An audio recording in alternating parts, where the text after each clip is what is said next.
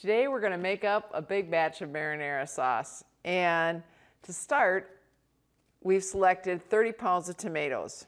Now, ideally, you want to work with paste tomatoes, but if you don't have enough paste tomatoes, you can work with whatever you have. I have cooked down even cherry tomatoes for sauce, but you don't get as high a yield. You're going to get more jars of finished sauce if you start with paste tomatoes. And you can see I've got, these are some ox hearts, we've got some Amish paste, this is a yellow banana tomato, and I think this is a rather small mortgage lifter. So we've got a variety of different sizes and shapes of tomatoes here, and they're all very ripe, so they will no doubt cook down quickly. And I measured these out on my kitchen scale here. This is actually from my mom, but it's still working just fine.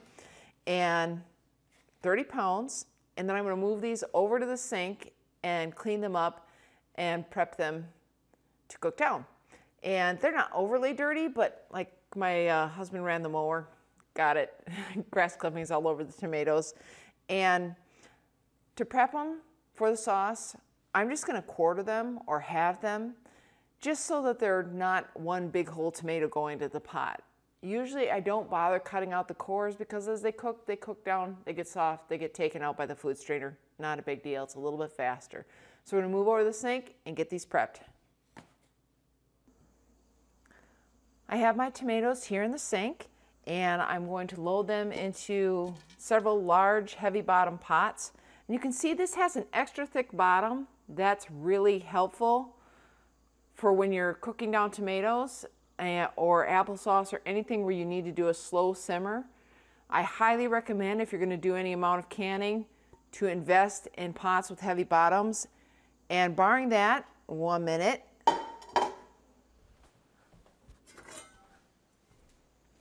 There's a little gadget called a simmer mat that has bumps, and this will help you use your stove without scorching whatever you have on the stove. It helps things simmer without burning.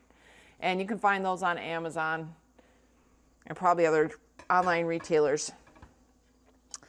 And to clean these up, I've got a small serrated knife. I find that pretty handy to work with. And I'm just going to hack these up into quarters or halves, depending on the size of the tomato.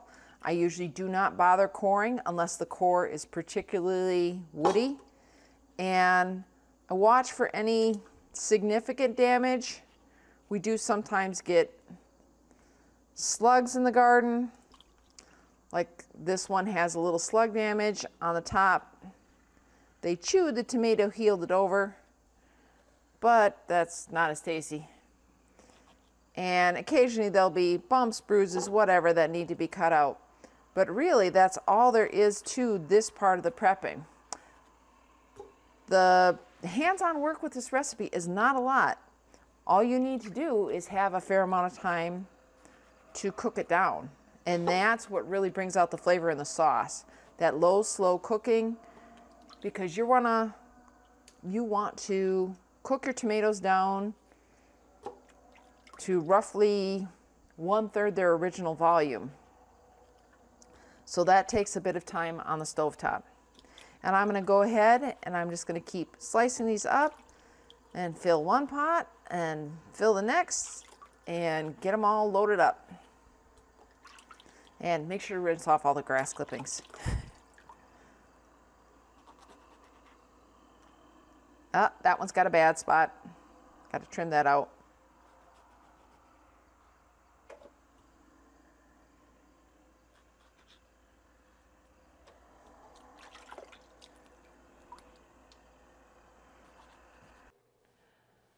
I have all of our tomatoes chopped up and loaded in an assortment of pots on the stove.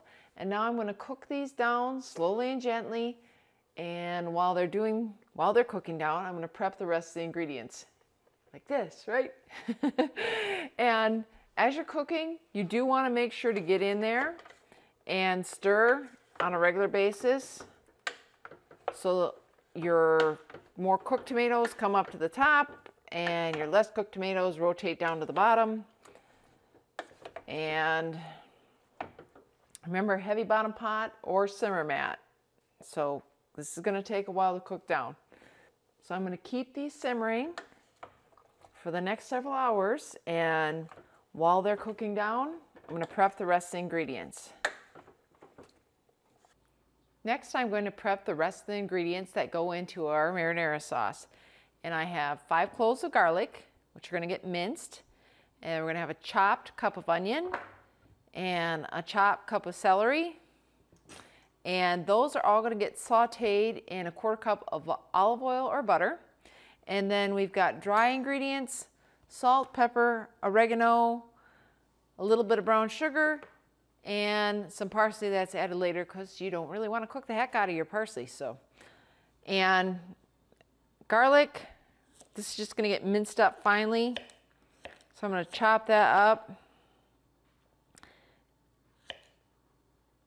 Pretty small pieces. You know, mince garlic, however you like to do it. Dunk likes to use the nice big butcher knife. I have not mastered the butcher knife skills. Well, I feel more comfortable with a mid-sized knife, so I do my mincing the hard way. Onions, you know, peel and chop. And with the parsley, if you have enough, I like to use the flat-leafed Italian parsley. It has a little more zip, but if you have the curly parsley and that's all you can get your hands on, that is okay too.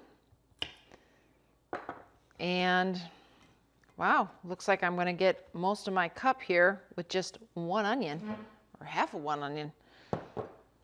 I'll need a little bit more here. And my tomatoes have cooked down quite a bit already, so we're going to run those through the strainer. Dunk will work on that while I am cooking down the veggies. And here we have our 1 cup of chopped onion.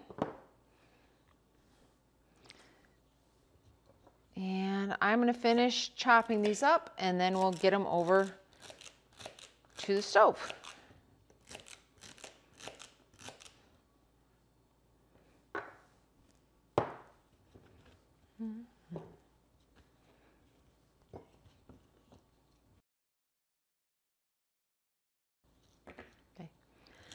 And I'm going to do 1 cup of celery. If you prefer, you can swipe that out for 1 cup of peppers. And I normally don't add mushrooms to my mix, but if you like, you can include a pound of fresh sliced mushrooms. My guys have never been big mushroom fans, so I usually do not include them. Let's see. I think that is just about that. Yep, 1 cup of celery. So I'll get this garlic, and then we'll be ready to head to the fry pan.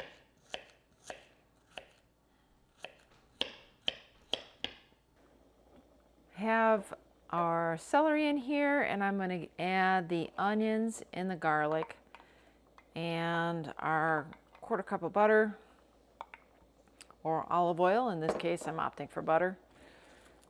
And all I do is just cook these down until they're tender before adding them into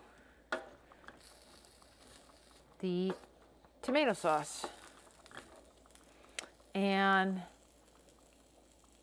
the pots I had started cooking earlier had already been narrowed down to 3 pots, and now Dunk has started straining 1 of the 3. So they cook down that much. And he is going to work on getting all these tomatoes strained while I cook up the veggies.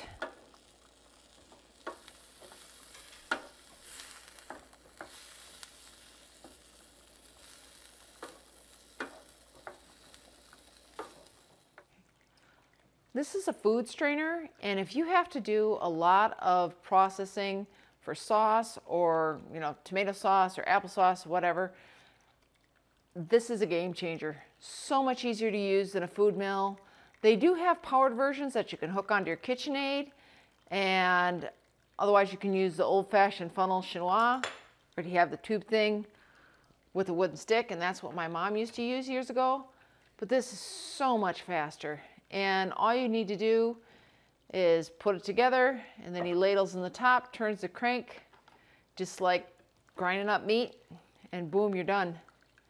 And Duncan's gonna go through and run all these tomatoes through there. It takes out the skins, it takes out the seeds, the cores. You know, you don't have to peel your tomatoes before you put them to cook down, because this just takes everything out. And we've got these tomatoes cooked nice and squishy, so they go on through, and that is all that is left in the end. Otherwise, everything, just all your juice and all your flesh of the tomatoes right there, and then we're gonna get that all sorted through. Well, get all the tomatoes strained, I should say, and get them loaded back in the pot to finish cooking down. One quick tip: don't turn the crank too fast. It's a bad thing. Oh yeah, you'll end up spraying all this direction. The boys used to get a little carried away when they were younger, and they'd start cranking on the thing, and there'd be tomato juice flying out this direction. So yeah, slow and steady is good.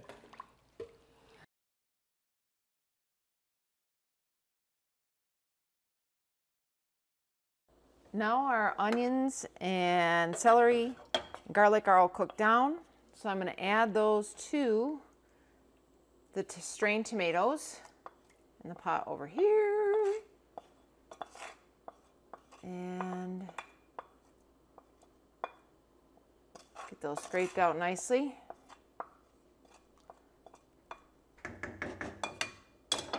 And then to the tomatoes, we also want to add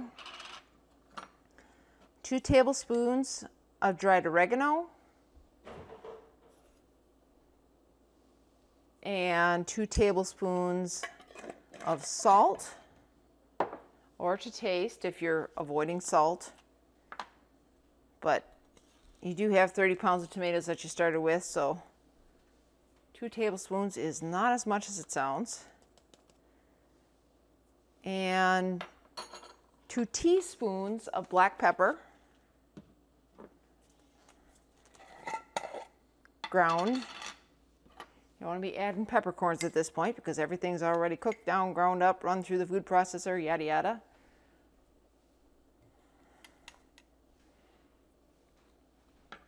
And 1/4 cup of brown sugar and 1/4 cup of minced parsley. Get that all cleaned out in there.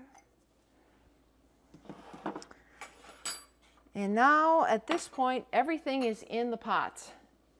And I get that stirred up. And this is when your house starts to smell really, really good, because all your spices are in there. And as that slow cooks and everything blends together, very yummy. I've got my canner prepped with 3 quarts of water. You know, follow your instructions, your canner manufacturer. And I'm going to get that preheating on this burner right here. I'm going to put this off to the side, but got to watch it because it's still warm. I have my lids on the back burner. I'm going to warm those up. The recommendations now just say clean lids. They don't necessarily have to be preheated, but I have the room on the stove, and I find that my failure rates are a little lower when I preheat them, so I always put them on my small burner. I've got my mason jars on the other side of the camera and my dishwasher, and I'm going to run those through on the glass cycle so they're nice and clean and warmed up and ready to go. And by the time the jars are done, the 2 containers of tomato should be cooked down into 1 container of tomato, and put it in the jars, pack it in the canner, and process. Boom. We have gathered all the sauce into one very full pot, and it is time to start filling jars. And I've got my warm jars just fresh out of the dishwasher. And I'm going to fill these up to 1 inch of head space. Now the head space, if you're not familiar with that, is the space from the surface of the contents of the jar to the lid of the jar. And 1 inch head space is right below this ring here. So basically up to the top of the curve of the jar. And get that. And I think I'm good. I'm going to double check here. Going down to eye level, I guess I could put in just maybe a smidge more. There we go. And that one is ready for Dunk to clean off. Now he's going to take a damp towel and he's going to wipe all the way along this ridge, or the top edge of the jar, to make sure that, oh here Dunk, well, you get off any spills, because for some reason I slapped a little bit. And then once he gets that cleaned off, then we put the lid on and load it in the canner. And Dunk, should go ahead and pull that one back, and I'll start in on the next one. So he's going to keep prepping these as I fill, and that goes a little bit faster because he can get in there with those grill arms and reach the lids. And we've gotten pretty used to working with each other.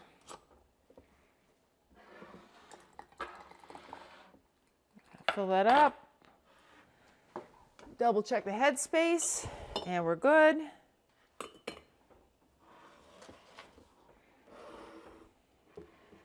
And I got this big canning ladle at a local hardware store. You can also order them online. And you do generally want a canning funnel. This one is stainless steel, which is nice because it's non-reactive. My mom used to have an old aluminum funnel, and I originally started with a plastic funnel. That is the wrong size lid, love.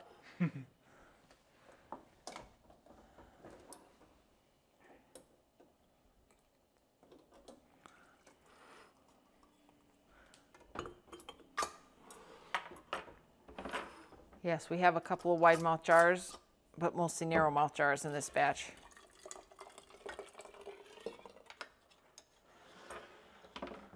Well, I'll do a wide mouth one after this.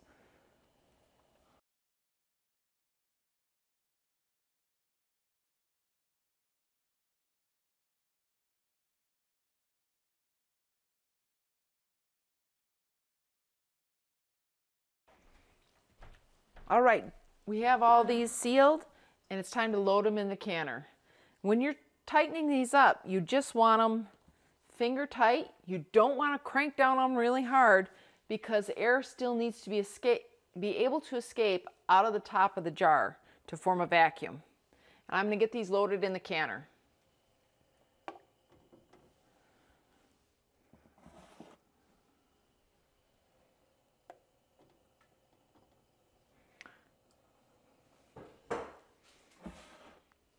And the canner is warm. And I'm going to turn that up.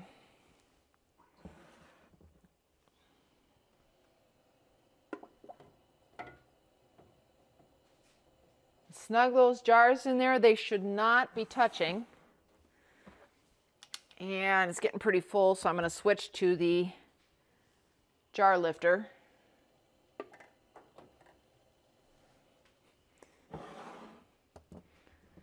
And Dunk actually had to go, and he is making homemade pizza that he's going to put some of our spaghetti sauce on.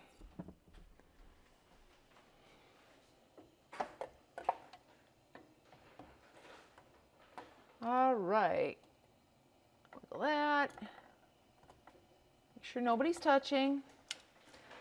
And now it's time to get the lid on.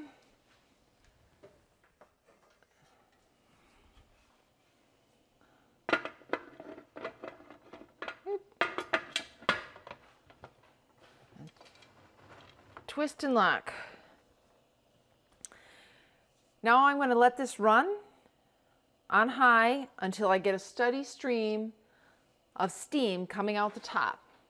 Once the steady stream of steam comes out the top, I let that run for 10 minutes and before I put the pressure regulator on. So now we wait patiently for a few minutes while it comes up to a full boil. And I'm going to work on, well, I think I'm going to find a jar and put away the last of this sauce. We got it pretty well. I think I've got less than a pint here that didn't fit in. Can you see it? It's the magical head of steam. So we've got steady steam coming out the top. I'm going to set the timer for 10 minutes. Oop, not 20. Boom. Wait, patiently or impatiently. There's our timer. So it's time to put the pressure regulator on. That goes on. And by the way, you might need to adjust this a little higher or lower because you want to keep a steady stream of steam coming out the entire 10 minutes. Now we just wait. I'm going to turn this up just a little bit. As this comes up, pressure is going to start building, and then this little stopper here is going to pop up and lock into place. And once that locks into place, then the pressure is going to start rising within the container. And we want to bring this up to 11 pounds of pressure for 25 minutes. So first we wait while this pops up. Then once that pops up, we watch the dial until it gets to 11 pounds, and then we start our timer, 25 minutes for quarts. And I'm going to grab a towel here. A lot of times it'll sputter a little bit. I'm going to dab that off. Make sure you don't actually touch that with your hands because it is really hot. Beep. And our processing time is up. Now while this is processing, again, you want to get it up to that 11 pounds of pressure, which is generally most dial canners just past completely upright. And then you want to adjust your heat while it's processing to make sure that it stays over 11 pounds the entire time, but you don't want it to get too high, so keep it below 15. So there is a plug on the back that, you know, will blow in case of emergencies, but you don't want to go there. Now all we do is turn this off, turn the heat off, and then let this naturally come back down to zero pressure. When this comes back down to zero pressure, you will be able to see the needle go back to zero. But beyond that, the little airlock will drop down completely. That means the unit has dropped to zero pressure and it is safe to open. And each type of canner will be a little bit different, so check your owner's manual and see what you've got to work with. But with the Presto units, that's what you're looking for. Pressure drops to zero, airlock drops back down, then it's safe to open your canner. So now I'm going to go eat the homemade pizza dunk made.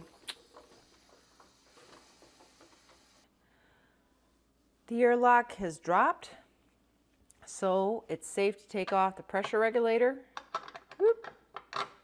See if I can get it off. And open up the canner. And this one has open and close arrows here to remind you. And when you open your canner, always tilt it, the lid away from you, because you're still going to have steam buildup in there. And I've let this rest for a little bit. It's probably been down about 5 minutes since the pressure dropped to zero. And now I'm going to load these onto a towel I have set on the side. And you don't want to put these right on your kitchen counter because your kitchen counter tends to get cold, and so there's thermal shock there.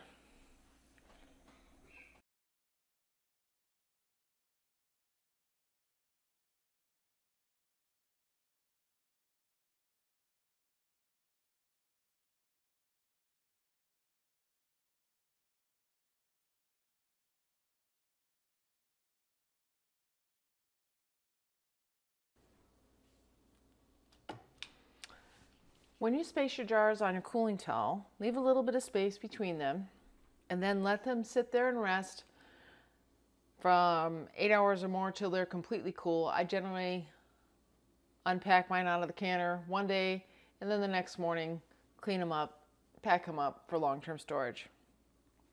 After these have cooled completely, you remove the rings, test the seals, wipe any spills, and then date and label, because trust me, if you get enough jars in storage, they all start to look kind of similar to each other. And for best quality, you want to use your canned goods within 18 months. But with acidic products like tomatoes, it's, 2 years is not an issue. Much longer than 2 years, then your quality starts to fall off. So that is that. Homemade marinara sauce, and yeah, shelf stable, ready to go for a quick meal anytime.